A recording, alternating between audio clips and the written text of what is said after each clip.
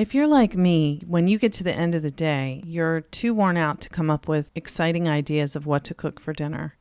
HelloFresh gets that you want options when it comes to what to make for dinner. That's why they offer 40 recipes to choose from every single week, so you'll never get bored and can always find something new to try and love. Really delicious. They taste like restaurant meals. So when you need dinner fast, don't call for delivery. Think HelloFresh. Their fast and fresh recipes are ready in just 15 minutes or less. Plus, HelloFresh is 25% cheaper than takeout. With quality proteins, fresh produce, and plans for many lifestyles, it's no wonder why HelloFresh, America's #1 meal kit. Go to HelloFresh.com/chat50 and use code chat50 for 50% off plus free shipping. That's HelloFresh.com/chat50. Use code chat50 for 50% off plus free shipping. HelloFresh, America's #1 meal kit. Therapy Chat Podcast, episode 393. This is the Therapy Chat Podcast with Laura Reagan, LCSWC. The information shared in this podcast is not a substitute for seeking help from a licensed mental health professional. And now, here's your host, Laura Reagan, LCSWC.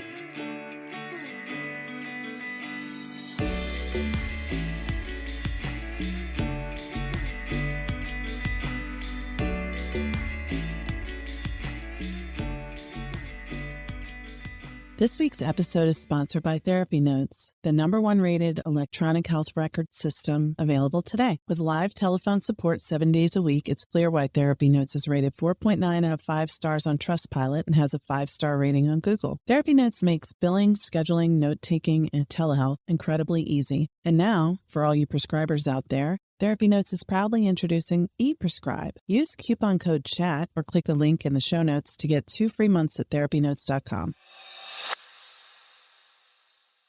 Hi, welcome back to Therapy Chat. I'm your host, Laura Reagan. Today, bringing you a conversation with a guest who has been on Therapy Chat once previously this year, talking about EMDR, and the guest is Rotem Brayer. Rotem is a licensed professional counselor, a certified EMDR therapist, EMDR consultant, and an advanced EMDR trainer. And he's the founder of the EMDR Learning Community, a community that brings EMDR therapists together and provides education on EMDR therapy and the integration of this modality with other treatment approaches. As the co-founder of EMDR Denver, a practice that helps clients heal with an EMDR-first approach, Rotem divides his time between consulting on cases, coaching EMDR therapists, and helping clients heal from the effects of trauma and attachment wounds. Last time, Rotem was telling us about the art and science of EMDR with a focus on the creative aspects of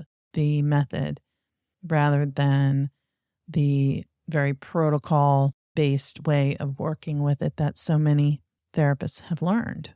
So this time, we expanded upon that with Rotem talking about how he uses EMDR in connection with psychedelic-assisted psychotherapy. So as you probably have heard if you've been listening to Therapy Chat for a while, I'm really curious about the potential of psychedelic-assisted psychotherapies as long as they are trauma-focused, trauma-sensitive, trauma-competent, trauma-conscious, whatever you want to call it. It's something that I believe can be beneficial in healing from trauma if the right precautions are taken. And I'm still learning about that, but I'm very cautious and cautiously optimistic about the potential. So I had a lot of questions for Rotem, and I'm going to be talking more with some other guests this year and next year about psychedelic-assisted psychotherapy. I really want to get into the nuances of it, and I've got a lot of ideas and plans for interviews about that. So before we dive into our conversation, I also want to mention to you that if you are not a subscriber to my email list, I would love to invite you to get a free download of the 5 common mistakes that people make when searching for a trauma therapist, which is just a PDF download, nothing super long and involved, But in addition to the 5 common mistakes, there are a lot of resources and recommendations available on that PDF. So check that out. There's a link in the show notes to sign up for the email list if you'd like to do that. And if you do, you'll hear about everything that's coming up, like my upcoming plans to be in London for the Not Your Typical Psychotherapist conference. So I hope that those of you who live in the UK, if you might be in London the first week of September, maybe we can meet up. I always love meeting listeners and talking with other therapists who know about therapy chat and trauma therapists. So I'm trying to arrange some kind of meetup or gathering. My plans are not firmed up yet, so I don't know exactly what's happening, but it'll be around the first week of September, so 2023. So look for more on that. And if you are on my email list, you'll be hearing all about it. Also wanted to say that there's something really cool happening if you're a therapist. And if you're not a therapist, if you're someone who's interested in learning about dissociation, understanding dissociation, then I want to tell you about something very exciting coming up with a friend of the podcast, previous guest. Actually, there's a couple things, but what I'm particularly thinking of right now is Jamie Marich has a course on dissociation. Their course is called Understanding Dissociation, an Insider's View on Helping Dissociative Clients. And there's a free webinar that you can watch, and then watching the webinar gives you access to the registration information for the course. I'm going to put a link to that in the show notes as well. Someone else who has a really cool program coming out and who is a prior podcast guest is my friend Elizabeth Guthrie, Dr. Elizabeth Guthrie, who's an herbalist. She'll be heard on another episode soon, very soon, talking about this. But in the meantime, let me tell you, Elizabeth has a program called Explore Your Healing Garden of Unique Plant Allies. It's a free online event, and she will have a course coming out after this online event that's happening in just a few days. So I don't know if you'll hear this in time, but the course is coming through the Shift Network, and I'll put a link to it in the show notes. If you don't get to catch the free online event, it will be recorded. But if you don't get to watch that, you can find out about the course in the link that's in the show notes. So be sure to check that out because, I don't know, I really appreciate Elizabeth's trauma-informed approach to herbalism. If you know me, you know I want things to be at least trauma-informed, trauma-sensitive, trauma-conscious, safe for people who have trauma, which almost all of us do at this point, because trauma's right there under the surface, and things we do to dive deeper can also take us there, and it can be very overwhelming and unexpected what can come up when that happens. So there's nothing wrong with getting activated and having traumatic material come to your awareness so that you can work with it. But if you don't understand what's happening, there is something wrong. It's extremely overwhelming. It can be terrifying. So just want everyone to be able to feel safe as much as possible. And so that matters a lot to me. Okay, so let's dive into my conversation with Rotem Brayer about EMDR and psychedelic-assisted psychotherapy. And if you like this episode and you haven't done so already, please go to Apple Podcasts and leave a rating and review. It helps more people find the show and lets me know if I'm on the right track. So I appreciate you. Thanks for listening. Hi, welcome back to Therapy Chat. I'm your host, Laura Reagan, and today I'm so happy to have a returning guest for the second time, Rotem Brayer. Rotem, thanks so much for coming back to Therapy Chat today. Thanks for having me, Laura.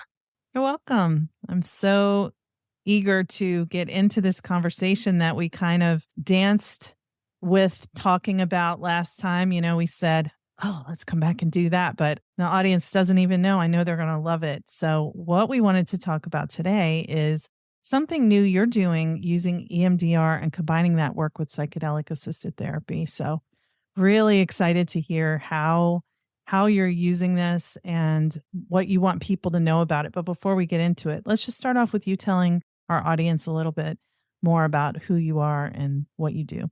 Yeah, so I'm Rotem. I am the author of The Art and Science of EMDR, co-founder of EMDR in Denver, a practice that takes an EMDR first approach to treatment. And what we're going to talk about today that I've been doing a lot lately is combining or integrating psychedelic-assisted psychotherapy and EMDR therapy. And I'm really, really excited to share that with your audience because I've been seeing results beyond what I thought would be possible in psychotherapy.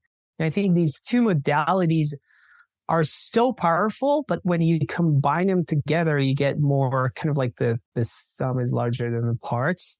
Mm-hmm. And it's really, really transformative. It's exciting. I'm really excited to hear about it. I know I always say on the show how excited I am, but I really am because one of the things, as you know, I'm not an EMDR therapist. And one of the things that I've been kind of following what's going on with psychedelics and, being curious, being kind of cautious and like hopeful and also, skeptical of what I'm hearing. And because some people are like, it's the greatest thing in the world. And other people are like, watch out, it's very dangerous. And, I've heard some clients have positive and negative experiences, but additionally, some things that we do, and I'm sure this is probably true with EMDR because I know it's true with a few other modalities I've worked with, you can have kind of a psychedelic experience without any medicine. So I can only wonder what happens when you put the two together. It's like, wow, so as soon as you said you were doing that, I was like, oh my, I need to hear, how does this work? What's it like? So, let's just start off with like, what types of medicines are you using with this, or how are you even bringing this together? Good question. So currently I'm only using ketamine, which is the only legal way to do psychedelic-assisted psychotherapy right now. Psilocybin. I'm from Denver, Colorado, and we are, the state of Colorado is very progressive when it comes to that area. So recently we legalized psilocybin mushrooms, but when it comes to psychotherapy, it's very gray still. And I don't want to mess with gray. So I'm waiting. I'm waiting. I want to say patiently, but no, not so patiently. I'm waiting for the day in about a year and a half, maybe 2 years, that I will be able to use psilocybin in psychotherapy. And right now, the state elected a board and they're making a lot of decisions about what it's going to look like. But right now, I can use ketamine. Like many other people, I was skeptical about ketamine. It has kind of like a bad reputation, special K. It's a, club drug. But what we need to remember, Laura, about all psychedelics, and, you said that some people have good and bad experiences with psychedelics, is that a lot of what happens in a session, it's not even in a therapy session, but with any psychedelics, it's the set and the setting. What is the expectation? What is the therapist expecting? What does the client expect to get out of it? That's the set. And the setting is, what does it look like?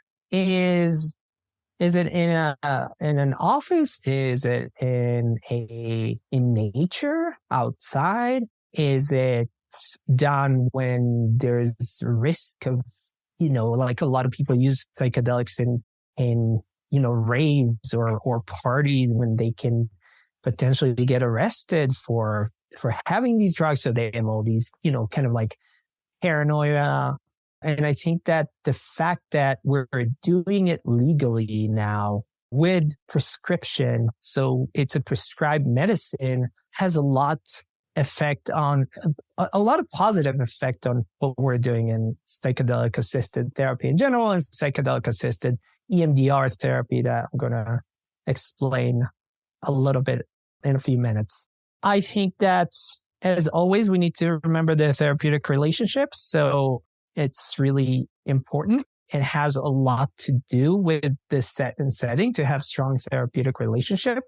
It can be really, really weird for people to take these medicines and then to sit with a complete stranger. So I'm really trying to do it with established clients that the therapeutic relationship has already been formed.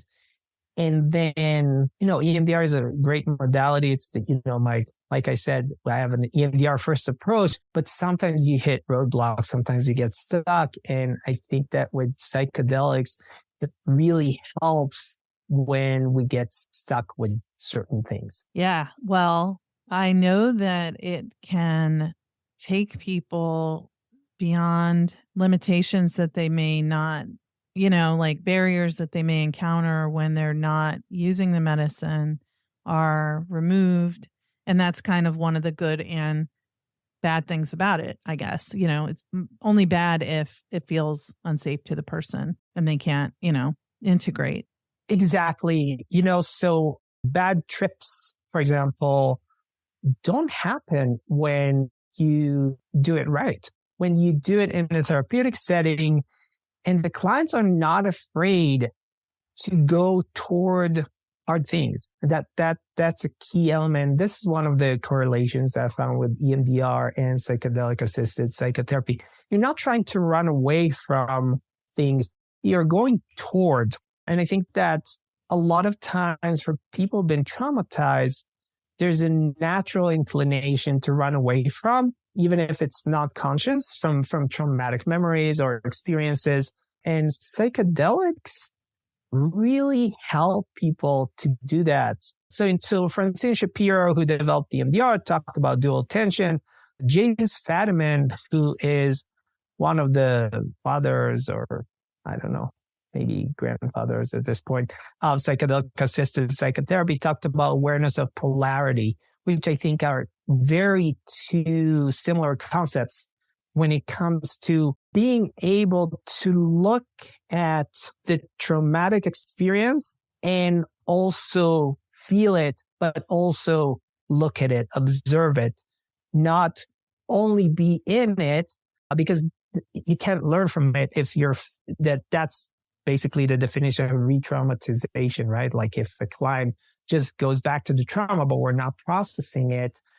So this is one thing. The other correlation that I find is that both foster the integration of neural networks in the brain. So with EMDR, and we have a lot of research in both EMDR and psychedelic-assisted psychotherapy, that something happens that doesn't happen in your day-to-day life or even during regular psychotherapy. There's a lot of integration of neural networks, and that's possibly one of the things that we can explain when we're looking at insight, people getting insight from the work. It may be due to this integration of neural networks in the brain. So, Rotem, would you, just for someone who's listening who's really not familiar with integration of neural networks, can you explain a little bit more about what you mean when you say that? I know this episode's going to get a lot of interest from people, so, it might not just be people who have been regular listeners. Right. So let me just say, before I explain it, sometimes looking at a visual can be really, really helpful. So if you get Michael Pollan's book, How to Change Your Mind, he has these two images that were done in the UK by Carhart Harris, who's done a lot of research on psychedelics. And basically they created a visual representation of the brain on placebo and on psilocybin mushrooms. And what you see is that there's not only more activity in the brain while people are using psychedelics, but you see these networks that usually don't fire at the same time. So there's no integration. Usually if this network is on this side of the brain, this network is on the other side of the brain, they don't talk to each other.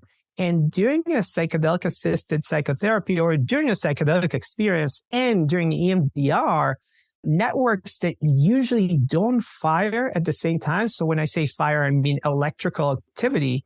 They start firing together. And again, that leads to a lot of insights that are not accessible in the day-to-day normal consciousness. Just to give you a little background. So Aldous Huxley was a philosopher. He wrote The Doors of Perception many years ago, I think in the 50s. And he talked about the reducing valve of consciousness. It's something that we all have, and it helps us survive in the day-to-day life, right? We can't be aware of everything. We need to focus on certain things, but it has a price too, because there's so much that we're missing. Mm-hmm. And when we're using psychedelics, we're really getting access to information that is not accessible in the day-to-day consciousness. I feel like you had a question and I kind of diverted. Oh, you did, because I was asking about, what does it mean when you're talking about integrating neural networks and what I hear. Answer your question. Yeah, you did. Yeah, I do that sometimes. What I hear is that like how our cognition goes offline when our trauma reaction is coming up, for example. And, if you can have your cognition and your trauma information or material accessible, or, you can experience the emotion and the memory without being flooded, things like that, right? Yeah, exactly. I want to spend just a couple of minutes, Laura, talking about the history of psychedelic-assisted psychotherapy, if that's okay. Sure. So I think that'd be great. In the 50s and 60s, there were a lot of studies that show the efficacy of psychedelic-assisted psychotherapy to treat a variety of conditions like alcoholism, depression, OCD, anxiety, and even end of life. So when, people in hospice toward the end of their lives, there was a lot of research. And then, and again, I don't want to get too much into it, but the government was concerned that people will have independent way of thinking. There was Vietnam War, and people started saying, hey, why should I go in there and fight? And it was like, that didn't align with what the government wanted people to do. So in the late 60s, beginning or early 70s, all these medicines, and I intentionally call them medicines, became illegal. So they became Schedule I drugs like heroin and methamphetamine and cocaine, even though there were hundreds and hundreds of studies that showed how effective these medicines are. The government was studying it a lot. The government was studying it too. So they knew the good effects. Oh, absolutely. They're studying it. It's really interesting. They're studying from a slightly different perspective. So the CIA was actually studying, LSD and how maybe it can be used in certain war situations.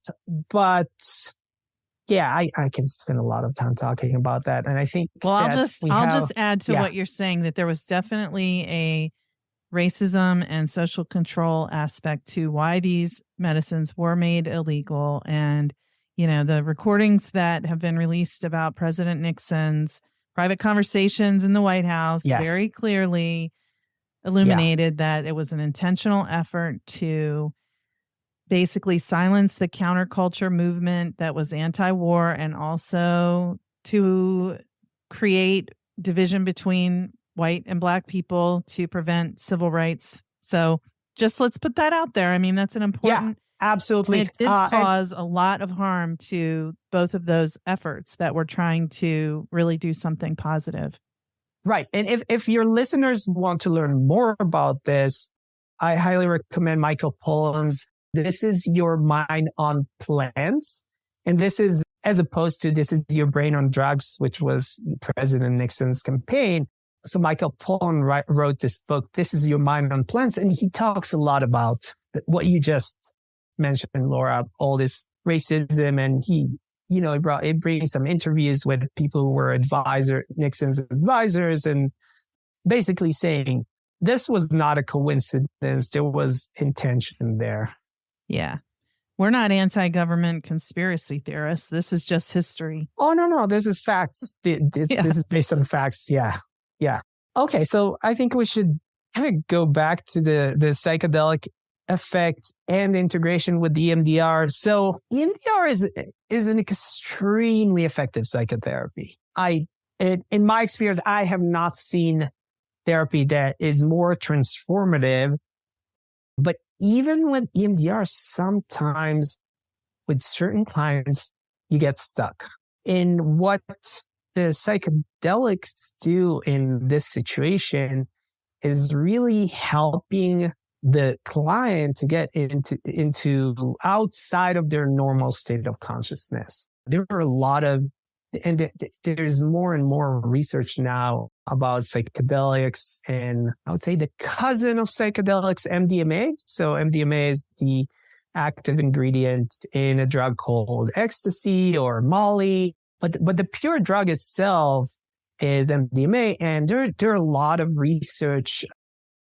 It's taking a long time for the FDA to approve it, but MDMA is actually considered breakthrough therapy when it comes to post-traumatic stress disorder. So what these medicines do is help the client to be outside of their normal state of consciousness, but as opposed to other medicines like, I'm thinking SSRI, like Prozac, or, anti-anxiety medications, or any other psychopharmacological treatment, when we're taking these medicines, they're helping us during the time that they're in our system.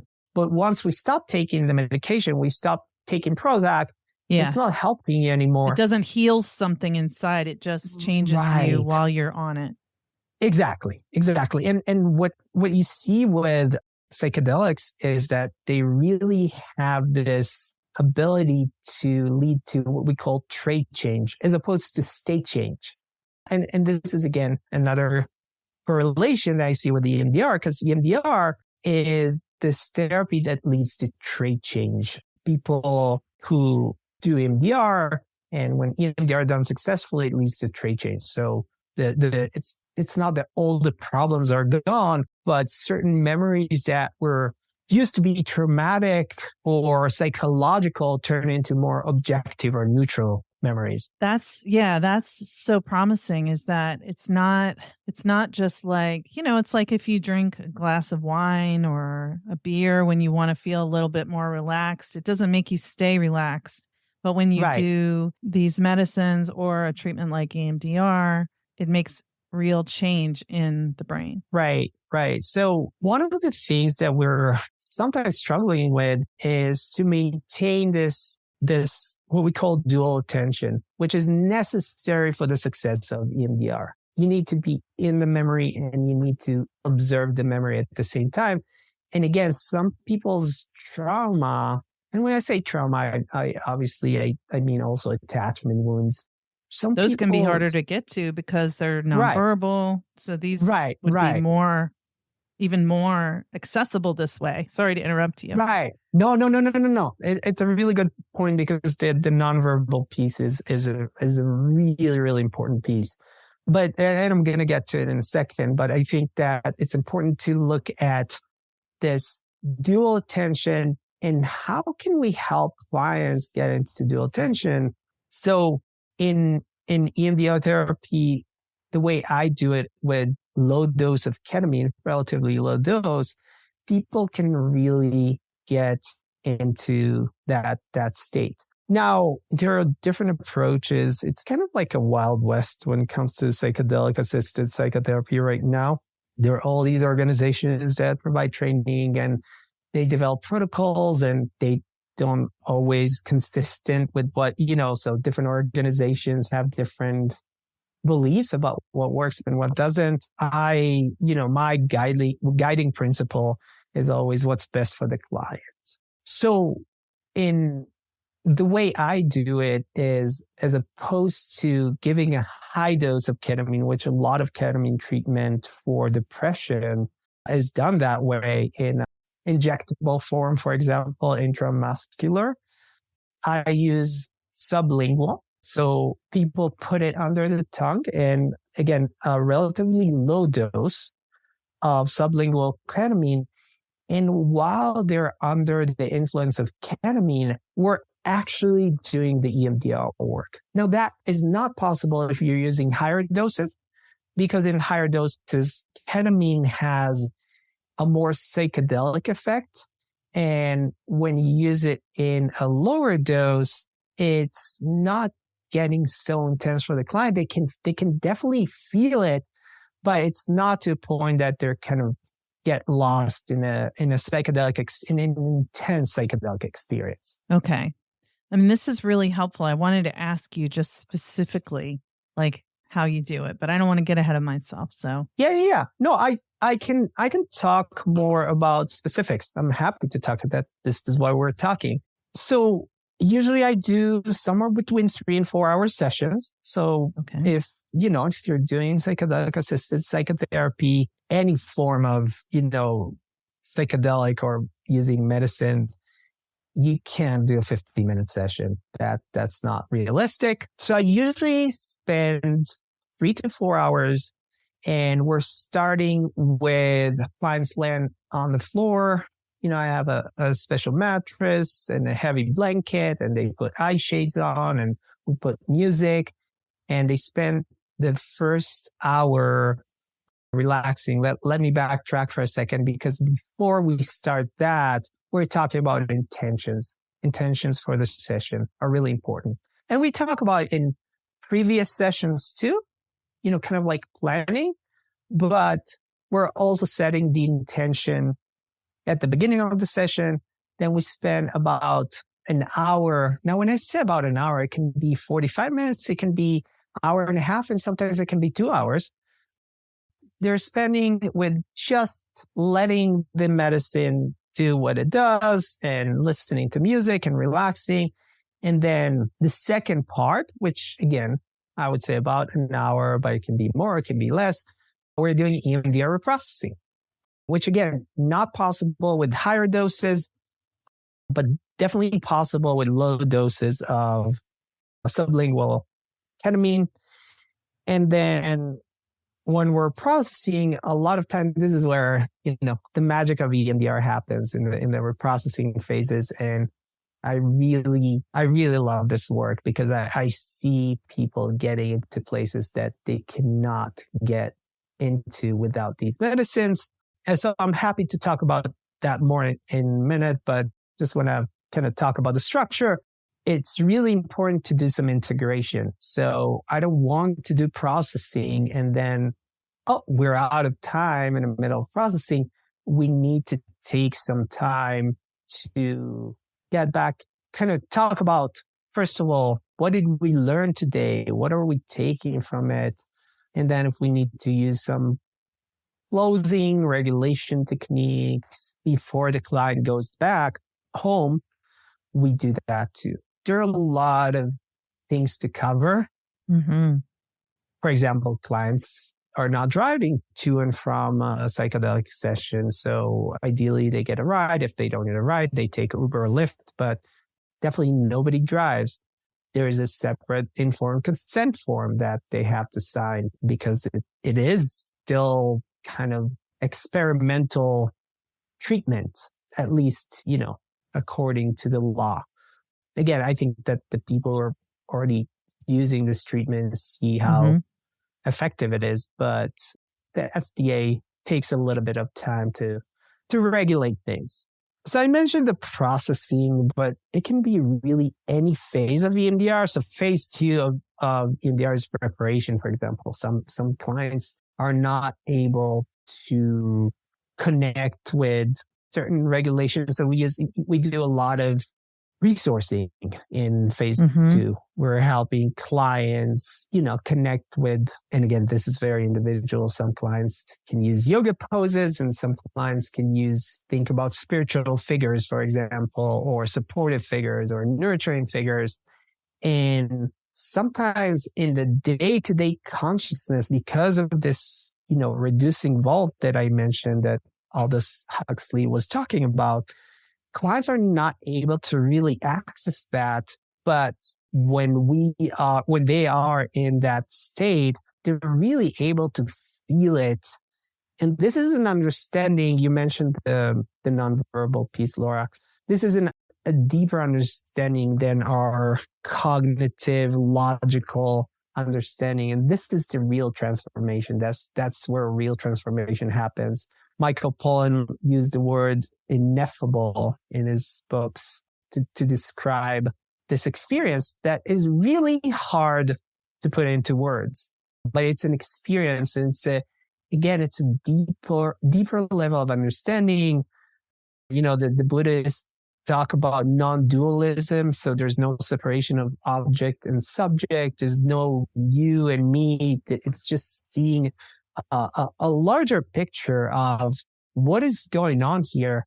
And people really get access to these states, which is really exciting. We have these tools now. We have these medicines. I think that, as much as we like to complain about, modern times and, how maybe it's not safe to walk down the street, I think being a therapist in 2023 is really exciting, that we can do these things. It's kind of like a renaissance of these medicines, which, by the way, when you look at psilocybin, for example, it's been used for hundreds, if not thousands of years in certain cultures. We, in the West, we only know about it since, 1955, 56, but it's been used in indigenous cultures as a medicine for many, many years. I think one of the problems that we're running into is research. So the gold standard of research is double-blind control studies. And this is something that you cannot do with psychedelics. You can't be double-blinded because, double-blind means that both the subject and the researcher don't know who took placebo and who took the medicine. And I think it becomes very, very clear who took the medicine after a relatively short period of time. So you can't do these studies using the gold standard of research. But I think that, and this is our arrogance as human beings that have this Western culture, that this is the only way that we're looking at things. If it doesn't match this, if it doesn't fit this model, then it's not valid or reliable. And this is not true. I mean, you just need to do it, to experiment and to really see that it's working. Running a group private practice has been a challenging and rewarding experience, and one thing that has made it so much easier is Therapy Notes. Therapy Notes makes billing, scheduling, note-taking, and telehealth incredibly easy. If you're coming from another EHR, like I did, Therapy Notes makes the transition incredibly easy, importing your demographic data free of charge so you can get going right away. My team has found Therapy Notes very easy to learn. It's intuitive. The customer support is second to none. And that's one of the things that has kept me a Therapy Notes customer for several years now. Anytime I've needed to contact Therapy Notes for help with an issue I couldn't figure out on my own, I've been able to get through to someone and resolve the issue within 15 minutes, 99% of the time. Find out what more than 100,000 mental health professionals already know. Try Therapy Notes for 2 months absolutely free. Just click on the link in the show notes or enter the promo code CHAT at therapynotes.com. Agree. And I will say too that, arrogance, you're right. It's a Eurocentric perspective that what science is, what is the gold standard, when humans have done their own qualitative research for thousands of years with these medicines, and the Eurocentric view is that's not real evidence, but. Right. So luckily we do have some evidence because there's more. I mentioned Carhart Harris from the UK, who does a lot of research, and they're doing a lot of brain scans. and they're using, tools like functional MRI when people are under the influence of psychedelics. And what we see, and this is another correlation that we see changes in the default mode network of the brain. So the default mode network is kind of like a hub of where different networks are talking with each other. And it's being considered as the network of the self. So when you're not doing anything, when you're not involved in a cognitive task, let's say you're waking up at 2:00 in the morning and you're not doing anything, you're just thinking, you tend to think about yourself, we all have that. It's human nature, right? We're thinking about ourselves from our own perspective. And when we're involved in a cognitive task, this network, it's not one network, it's kind of like a network of networks, tends to slow down, to quiet down. So what we see both in EMDR or as a result of EMDR and psychedelics is that the default mode network quiets down. So the world stops being about me and myself and my problems and my issues. We can see a bigger picture. I think another interesting correlation is that they both work top down and bottom up at the same place. So top down from our cognitive brain to our emotional brain, our limbic system, and to the brainstem and to the body, and all the way down to our body. And up means from the body to the lower parts of the brain, to the limbic system, and to the cognitive brain. So it's a parallel process. It's not one or the other. And both the EMDR and psychedelics really activate both these mechanisms. And I think one more interesting correlation is also that therapy doesn't stop when the actual therapy session ended. So, for example, when I do a psychedelic-assisted psychotherapy, and I'm trying to do it when I'm only doing EMDR without it, is to have the client reflect on things, because we're starting something in the brain. We're activating the brain, and these insights continue. They don't stop when the session ends. So when it comes to the psychedelic-assisted EMDR therapy, I want my clients to clear the day after that, where you're not doing it and going to work after, and you're not even making plans, to go out with your friends. You take the time to reflect and journal and think about things, and maybe some of these insights will come later. Yeah, I think one more interesting correlation, Laura, is that we're getting into the unconscious with both. Mm-hmm. I think with EMDR therapy and with psychedelics, we're getting access to places that we don't usually get access in our mind. And I think that's the goal, right? Carl Jung said it, that until you make the unconscious conscious, it will direct your life and you will call it fate. I think that it's important that we are getting into this unconscious material and then do something with it, process it.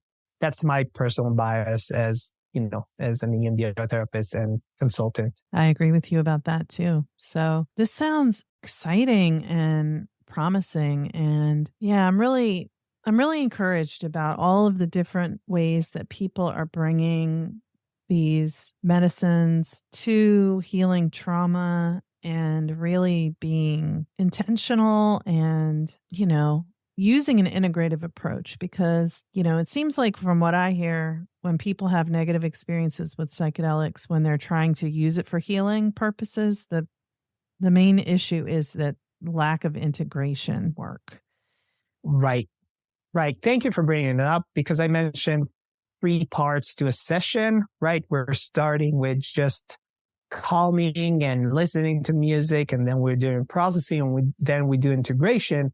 Another thing that I do with my clients when we're doing these kind of sessions is that next week, even for clients that usually don't see me weekly, next week I want to see you because I want to do another integration session, because there's the integration of, all right, we did processing and now we're integrating, but there's the integration of what happens next week that, what other insights did you have? And oftentimes people do. So I want to see them the following week after we're doing psychedelic-assisted EMDR therapy. Yeah, yeah. And I think that's so valuable. And like what you said about when the session's over, the work isn't really over, because it's not like you just walk out of the office and boop, it's all turned off and you just go back to your life and, do what you do. It's still, landing, and it's still working through. And as you move, it's moving Right. through your system, and, the insights, and even like walking is bilateral processing, right? So, or Right. can Can bring be. that. Yeah. Yeah. Yeah. I think that a lot of times people have that ineffable, this experience that cannot be explained in words or language, but giving a little time can help integrate it into words or concepts, as opposed to, during the therapy, during the integration, sometimes clients can't really explain everything. Yeah. It's a lot, sometimes it's visual experiences. Sometimes it's very strong somatic experiences. Every client is different. That's the beauty of the work. This is part of the problem also with, developing protocols for these therapies, because every client is different and every client will experience in a very, very different way. And I'm not completely against protocols, right? We need to have, like, for example, safety protocols, which, by the way, underground guides who are not necessarily therapists, but have been doing this kind of work for decades, they have their protocols. You're not having any sexual contact with your clients, but sometimes touch is actually beneficial. Now, this is where, our licensing board might not be agreeing with that necessarily, right? Like, touching clients can be, very sensitive subject. But a lot of psychedelic guides who've been doing this work see the benefit of holding the client hands when clients are going into, these dark places and they need the support. And again, when someone is holding your hand, it's more than just saying words to you. It's they are there with you, supporting you on a physical level. So we need to have protocols, we need to have safety protocols, but I think that we have, I don't know, in the world of EMDR, we have, I think, way too many protocols. And I think that I'm starting to see a similar trend in psychedelic-assisted psychotherapy. So, some therapists will only treat you if you do six of these extended sessions in like the span of 3 weeks or something. It's not, yeah. And like, first of all, who can afford it, right? How can we make it accessible? And second of all, it's just not realistic for some people. So some people's nervous, I can't imagine my nervous system could handle doing 6 extended sessions in 2 weeks or 6 weeks even. Yeah. That sounds, my nervous system, I feel overwhelmed just imagining that. Yeah. And again, we need to think about how we make this treatment accessible to everyone. And that's part of the criticism on, the protocols that were developed for MDMA treatment, again, which is in process. But right now, the protocol says 2 providers for, I think it's like 8 or 10 hours. Mm-hmm. So who would be able to pay for that? 2 providers, 8 or 10 hours. Let's say they're not extremely expensive, it's still going to be an expense that most people cannot afford. So I think that that's another thing that we as the community of therapists need to think about. How are we making these treatments accessible to as many people as possible? Yes.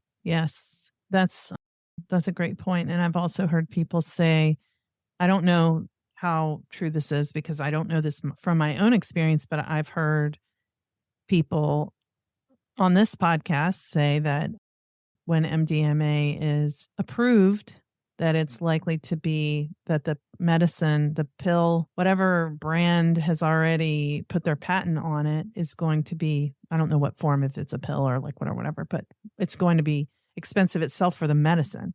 That's just the medicine.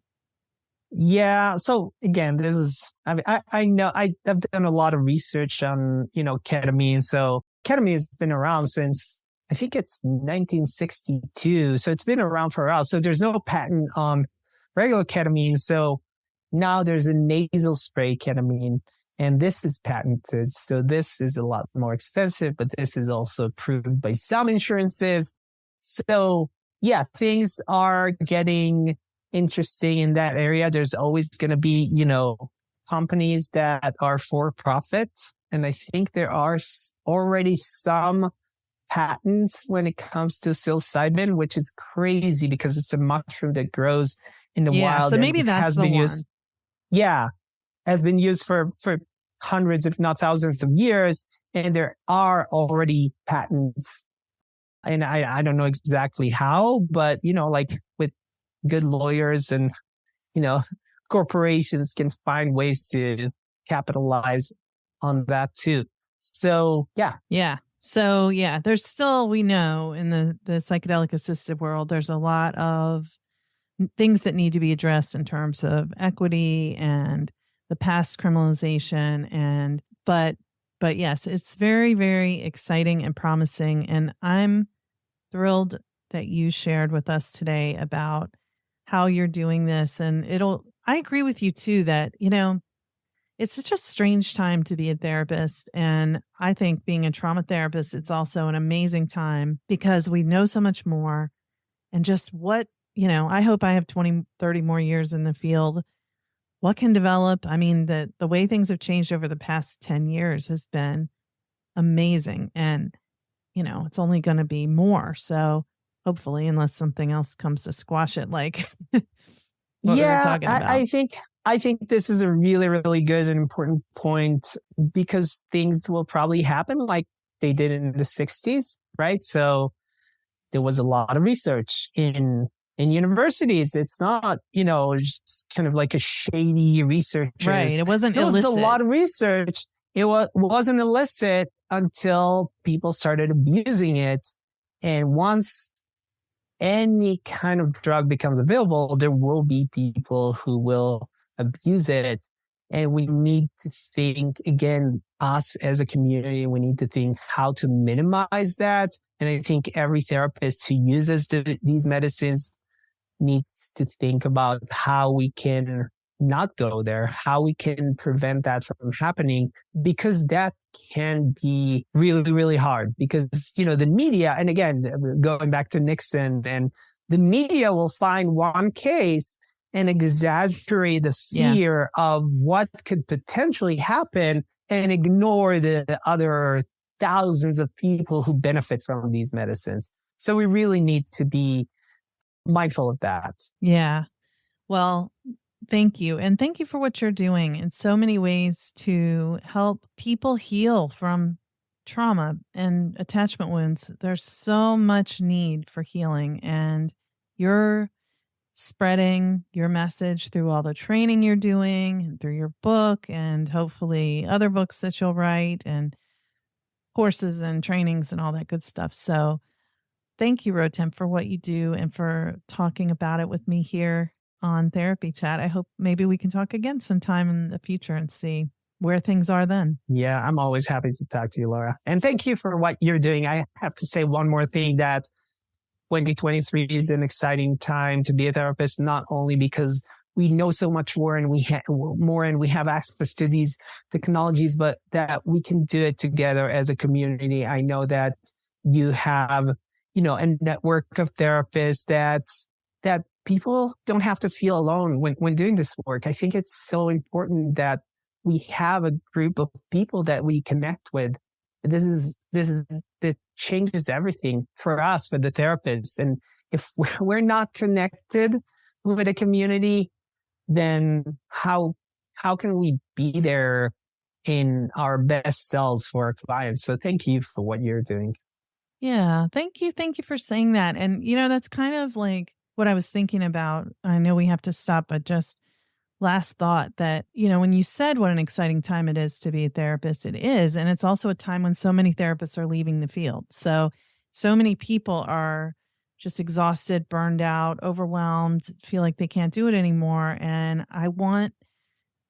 I deeply care about keeping people who have, who care about this, keeping us being able to do this work, because it's not just that we need more therapists, but, the knowledge that people have. Someone who's been in the field 10, 20 years and says, I can't do this anymore. I'm going to go and become I'm going to work in finance.